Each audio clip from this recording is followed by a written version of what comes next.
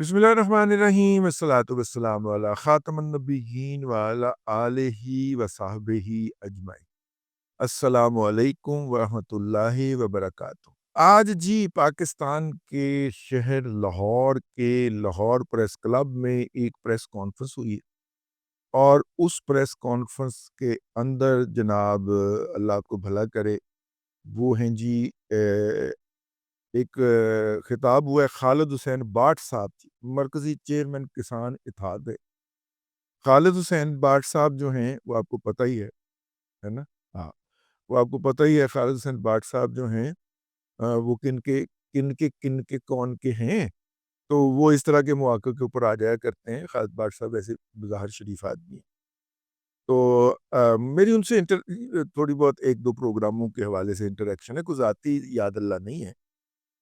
और उन्होंने हुकूमत से मुतालबा किया है कि जी मुतल्लिका अदारों को किसानों को दरपेश संगीन मसाइल की तरफ तवज्जो दिलाते हुए कहा है कि गुज़िश्ता 6-7 फसलों से जिनमें गंदम, गन्ना, चावल, मकई, जौ, सरसों, कपास और सब्जियां शामिल हैं, किसान को इनकी मेहनत का मुआवजा नहीं। गंदम के मुकाबले में हुकूमत की अदम तवज्जी किसानों के लिए मजीद मुश्किलात पैदा कर रही है। पिछले साल हुकूमत ने गंदम का सरकारी रेट 3900 रुपये फी मन मुकर्रर किया, लेकिन हुकूमती खरीदारी ना होने के बायस ऐन ना करो खालिद साहब, ठीक है ना? हुकूमत ने फी एकड़ 15 मन गंदम खरीदी, जबकि पैदावार जो थी वो 65 मन तक भी गई बाज़ इलाकों में, लेकिन 50-55 मन तो आम है। तो वो जो बाकी 40-50 मन फालतू बच गया, उसके ऊपर किसान का रगड़ा निकल गया। 3900 रुपए के ऊपर हुकूमत ने फी एकड़ 15 मन गंदम खरीदी। किसान 2000 से लेके 2600 रुपए फी मन बेचनी पड़ी। ऐ भी खालिद बाट साहब तुसी वजह ज़्यादती कर रहे हो। गंदम का रेट किसी भी तौर पे 2200 से नीचे नहीं गया। किसी भी मार्केट के अंदर मैं पूरी तरह इसको ऑब्जर्व कर रहा था और 2600 तो कुछ खुशकिस्मतों को ही मिल पाई, लेकिन वहाँ पे नहीं हुआ। इस साल भी गंदम का सरकारी रेट, लेकिन आपस की बात है कि अगर हम 2200-2300 पे भी कैलकुलेट करें तो नुकसान नहीं हुआ किसान, ठीक है? हाँ। लेकिन बहरहाल आपने अपना एक प्लीड करना है, आप करिए। इस साल भी गंदम का सरकारी रेट अभी तक मुकर्रर नहीं किया गया और नहीं मुकर्रर किया जाना।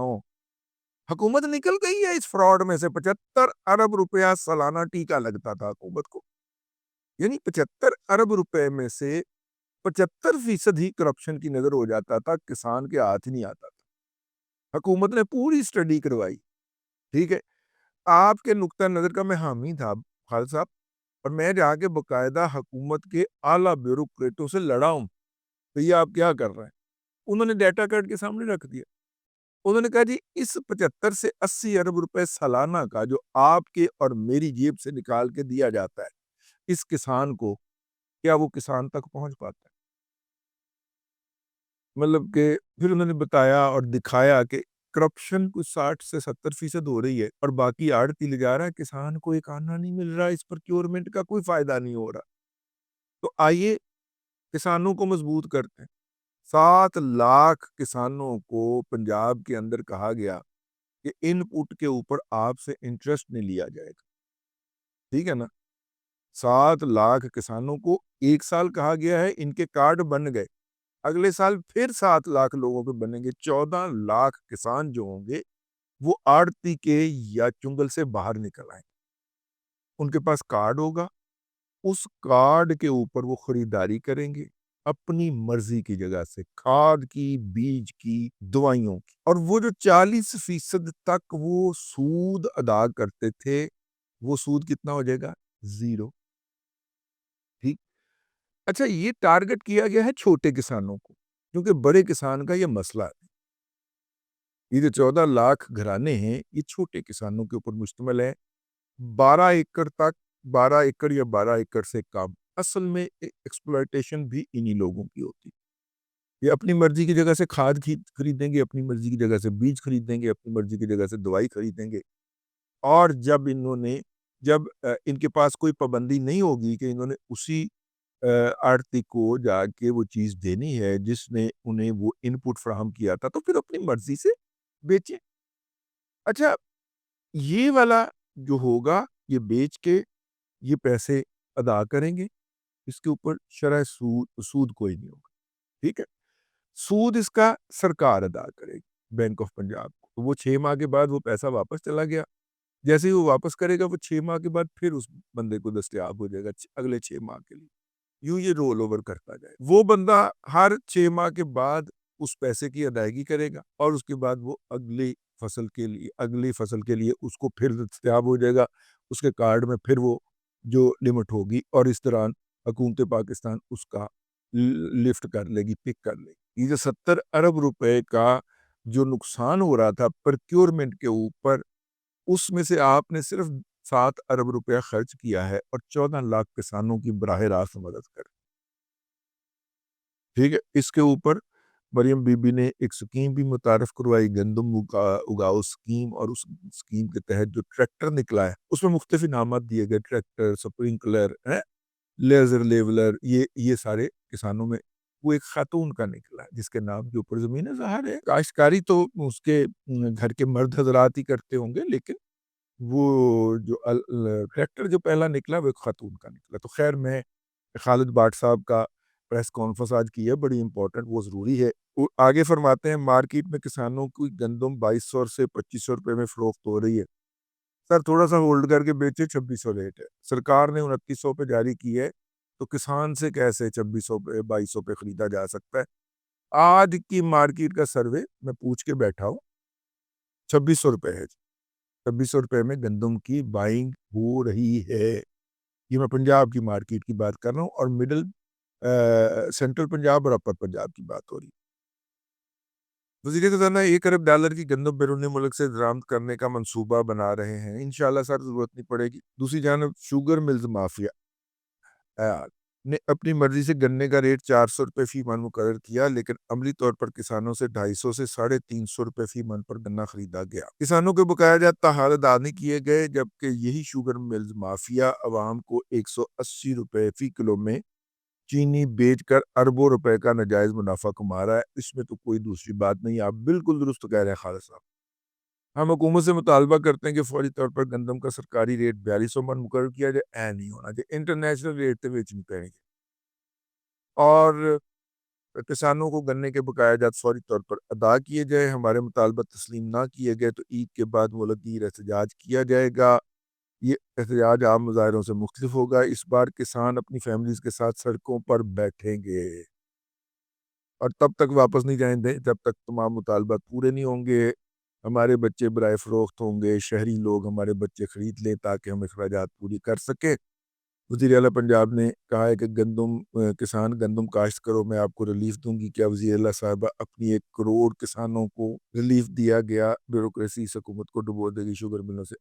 खालिद साहब फड़े गए हो। हाँ, खालिद हुसैन बाट साहब जो है रंगे हाथों फड़े गए। ठीक है। अच्छा, खैर इसके ऊपर हम आते हैं, पहले इनकी दूसरी बातें सुन ले, वो उसके लिए की और विलाग करेंगे, टाइम ज़्यादा हो रहा है।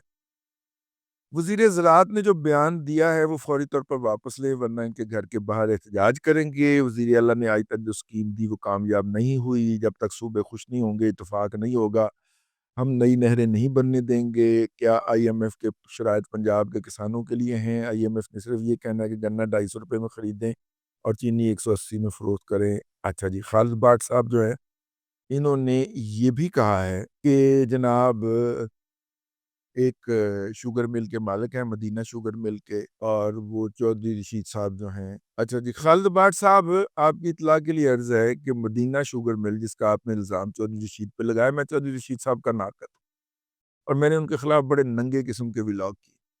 लेकिन जो जिसका ड्यू क्रेडिट हो और आपको इल्म हो कि उसका क्रेडिट है, वो ना देना भी बददेयानती होगी। मेरे इल्म के मुताबिक इस वक़्त चौधरी रशीद साहब उनके भाइयों में जायदाद की तक़सीम हो चुकी है और मदीना शुगर मिल उनकी मलकियत नहीं रही। वो मेरे ख़्याल सबसे छोटे भाई के हिस्से में आई है और ये उसको दे के वालदा के हुक्म के मुताबिक, मतलब उनके ऊपर 100, उनके अंदर, चौधरी रशीद साहब के अंदर 100 ख़ामियाँ हो सकती हैं। लेकिन एक बात कि वो मतलब कि वो ख़वातीन के हवाले से, और खाक साहब ने इसके ऊपर विलाग कर रखा है, लेकिन वो नमाज़ पढ़ते हैं, वो आशिक़ रसूल हैं और मतलब कि वालदा का बहुत एहतराम करते हैं। ये उनके ऐसी ख़ानदानी ख़साइल हैं जो खाकसार के इल्म में आए اور مطلب کہ جو میں ان کے بارے میں ایک نیگیٹو جذبات رکھتا تھا، میرے اس جذبات کے اندر کمی واقع ہوئی کہ یار کسی بندے کے اچھے خصائل ہوتے ہیں تو قدرت اس کو نوازتی۔ اور والدہ کا حکم تھا کہ یہ شوگر مل جو ہے یہ سب سے چھوٹے کو دے دی جائے، وہ لاڈلا بھی ہے اور نالائق بھی ہے۔ تو انہوں نے کیوں تک نہیں کی، وہ انہوں نے، میرا خیال ہے کہ مدینہ شوگر مل، خالد بٹ صاحب، یہ اس وقت 92 والے چودھری صاحب کی ملکیت نہیں، ٹھیک ہے؟ تو آپ پہ لازم تھا، یہ ان کے چھوٹے بھائی کے پاس ہے میرا خیال ہے، اور میں نے باقاعدہ اس کے بارے میں متعلقہ لوگوں سے بات کر کے یہ میں آپ کو بتا رہا ہوں۔ تو اس لیے یار سویپنگ سٹیٹمنٹ دینے سے پہلے، کسی کے خلاف الزام لگانے سے پہلے تحقیق کر لینی چاہیے، بھلے وہ آپ کا شدید ترین مخالف ہی کیوں نہ ہو۔ چودھری صاحب سے میرا کوئی ذاتی لین دین نہیں ہے، نہ کبھی تو دشمنی تھی یا دوستی تھی، مطلب ہم ان کی ایک پہلو سے لوگوں کو آگاہ کرتے تھے جو کہ اچھا نہیں تھا، غیر مناسب تھا، دنیا کے کسی بھی قانون اور معاشرے کے اندر اس کو مناسب نہیں کہا جا سکتا، لیکن جو اس بندے کا ڈسکریڈٹ نہیں ہے اس پہ تو آپ اس کو متون نہیں کر سکتے نا۔